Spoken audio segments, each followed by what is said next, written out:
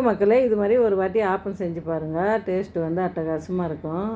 ஒரு டம்ளர் ஃபுல்லாக பச்சரிசி எடுத்துடுங்க. ஒரு பிஞ்சு வெந்தயம் போட்டுக்கோங்க. நல்லா கழுவி எடுத்துக்கோங்க. நான் ரேஷன் பச்சரிசி தாங்க எடுத்தேன். பொடிச்சிக்கோங்க. தூசி வண்டெல்லாம் இருக்கும். நல்லா ஒரு 2-3 வாட்டி கழுவி ஒரு 3 மணி நேரம் ஊற வச்சுடுங்க. அரை மூடி தேங்காய் எடுத்துக்கோங்க. தேங்காய் தண்ணியும் எடுத்துக்கோங்க. அந்த தேங்காய் தண்ணி ஒண்டியே போதுங்க. தண்ணி எல்லாம் ஊற்ற வேணாம். ஒரு வாட்டி பல்சில் போட்டு எடுத்துருங்க. மீதமுள்ள சாப்பாடு ஒரு கப்பு எடுத்துக்கோங்க. அதே கப்பில் தேங்காய் எடுத்துக்கோங்க. நல்லா மையாக அரைச்சிக்கோங்க. இந்த பதத்துக்கு அரைச்சிக்கோங்க. ஓவர் நைட்டு புளிக்க வைங்க. உப்பு வந்து மேலே போல் போட்டுக்கோங்க. அந்த கழுவிட்டு அந்த ஜார் தண்ணியை ஊற்றிக்கோங்க. தண்ணியாக இருந்தால் தான் ஆப்பம் நல்லா வரும். உப்பு போட்டு மூடி வச்சுருங்க.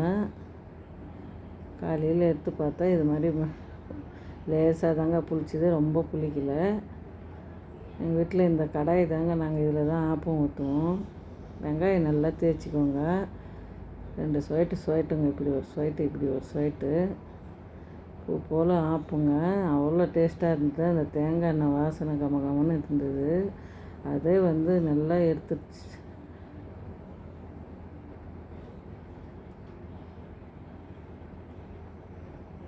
சிம்மில் வச்சு கொஞ்சம் சுட்டுக்கோங்க. அது நல்லா வந்து வரும். ஸ்பீடாக வச்சோம்னா அடுப்பு காந்துடும்.